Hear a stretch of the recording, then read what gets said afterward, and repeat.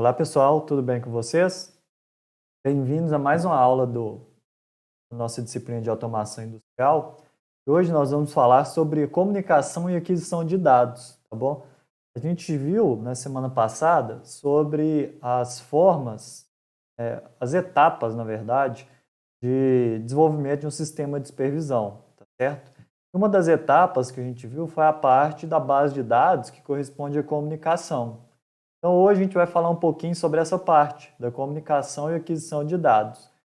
E a pergunta que a gente quer responder na aula de hoje é a seguinte: quais as vantagens e desvantagens da utilização do padrão OPC? Tá certo? O padrão OPC vocês vão ver que é um padrão de comunicação. Vamos falar um pouquinho dele e, no final, vamos definir quais são as vantagens e desvantagens do seu uso. Antes de entrar na comunicação, né, eu vou falar um pouco do software que a gente utiliza na nossa disciplina, que é o Vídeo SciTech, tá bom?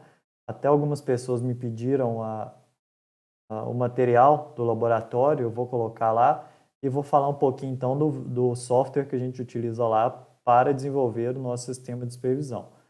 O Vídeo SciTech é esse software, certo? Geralmente, falando aqui de uma maneira geral, um software SCADA ele tem dois blocos.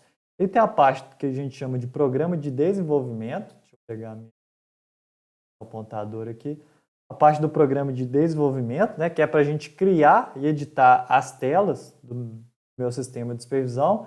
E tem a parte que a gente chama de runtime ou de execução. Uma vez que você criou ali, né, fez toda a configuração do seu sistema de supervisão, programou, você tem um outro módulo que é responsável por rodar, que é exatamente como ele vai ficar na tela, né? É a aplicação mesmo rodando, tá certo? Então tem a parte de desenvolvimento e tem a parte de execução. Tem esses dois blocos separados.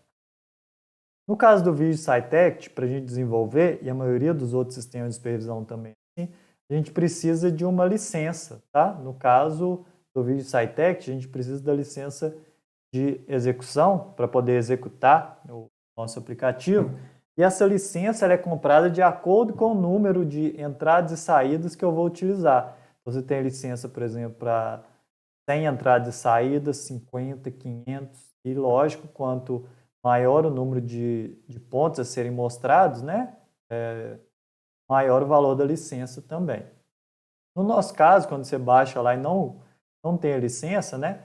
Na verdade, ele já vem com a licença de avaliação, né, que seria, se não comprasse uma licença paga, ela permite a gente desenvolver, você não precisa ter uma licença, comprar uma licença para desenvolver e nem para executar. Só que quando você executa o sistema de supervisão sem uma licença, né, com essa licença de avaliação aqui, se é uma licença paga, ele executa por 15 minutos e depois ele não lê mais os dados, tá?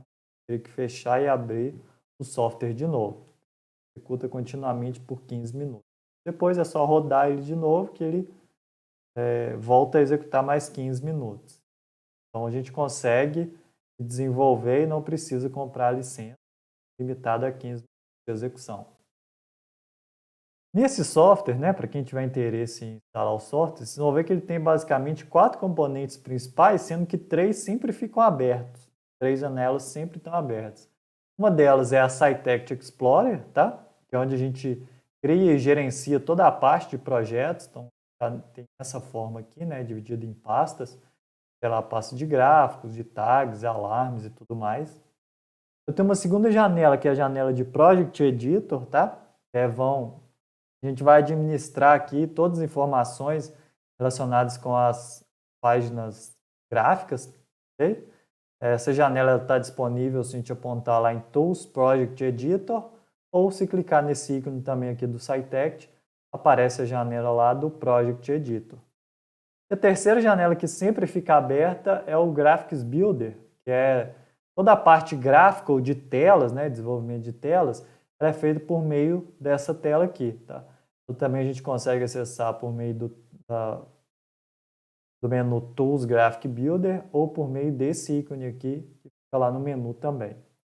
A última janela que a gente tem no SciTech Explorer, no Vídeo SciTech, aliás, né, que é o software, é o SciCode, que é um editor de programa em VBA. Então, como a gente falou, né, A gente pode programar utilizando a linguagem de programação no sistema de supervisão. Então aqui, essa linguagem eles têm o nome de Cycode, mas é basicamente a linguagem VBA, né, que seria o Visual Basic Advanced. Essa janela, a gente encontra ela por meio do menu Tools Cycode Editor, tá? Ou por meio desse ícone aí. E aqui eu posso criar funções que elas vão ser rodadas quando eu chamar um programa ou quando um evento dispara essa função, tá certo? É muito útil para a gente fazer algumas lógicas, implementar funções dentro do meu sistema de supervisão.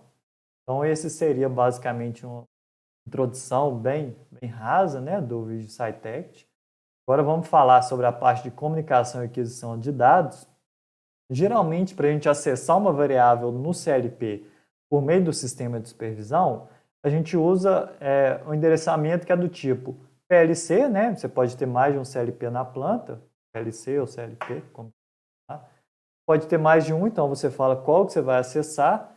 Dentro daquele PLC, a gente vai falar qual Word que eu vou estar acessando ali dentro, né? Qual o endereço de memória. E se eu estiver pegando um bit, né? Qual bit daquela Word, daquele PLC que eu vou estar endereçando, tá certo? Então isso aqui é a estrutura geral. É interessante a gente padronizar o acesso às variáveis, por exemplo, sempre que a gente estiver falando da Word de comandos, né? Da palavra de comandos, eu vou colocar o bit 2 para ligar o equipamento e o bit 1 para desligar. Então, você já cria um padrão que fica fácil de fazer a programação, né? Qualquer palavra de comandos do equipamento, você sabe que o bit 2 é a liga e o bit 1 é o desliga, tá certo? A palavra de estados, né? Então a gente vai colocar o bit 3 para ser defeito no equipamento. Então, quando você cria esses padrões, fica fácil, por exemplo, a comunicação entre CLP e sistema de supervisão e até mesmo para quem desenvolve, né? Tem esse padrão, então você sabe qual bit sempre tem que estar endereçado para as palavras, comandos de liga, para o estado de defeito e assim por diante. Já no sistema de supervisão, né, no Visual Cytect aqui, que vai ser o nosso que a gente vai estaria utilizando, né? É interessante a gente dividir o nome das tags por seções, basicamente da seguinte forma. Eu vou colocar uma área, né, que identifica a parte, o nome da planta, que aquela tag ela vai estar especificando. O tipo, né, o tipo de parâmetro, equipamento ou hardware que eu vou estar endereçando ali. A repetição, que é o número, né? Eu posso ter mais de um equipamento do mesmo tipo, então a gente vai falar qual o número ou equipamento que é aquele. E por último, o atributo, que está relacionado com o parâmetro associado, tá certo? Aqui tem alguns exemplos, ó, de área, tipo, repetição e atributo.